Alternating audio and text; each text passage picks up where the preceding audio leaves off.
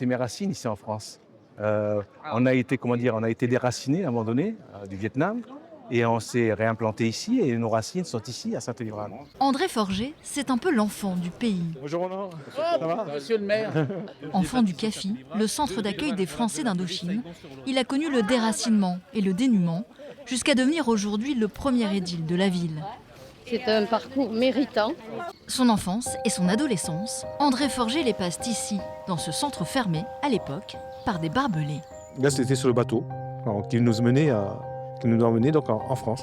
Petit dernier d'une fratrie de 6 enfants, il n'est âgé que d'1 an et demi lorsqu'il arrive du Vietnam.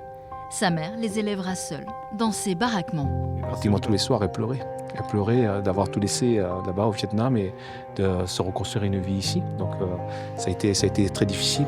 La vie était dure. En été, il faisait hyper chaud à l'intérieur. C'était une fournaise. Et en hiver, il faisait très froid. C'était très, très mal isolé. Donc c'était quand même des conditions de vie quand même qui étaient assez difficiles. 60 ans après son arrivée à Sainte-Livrade, son élection à la tête de la ville sonne comme une consécration.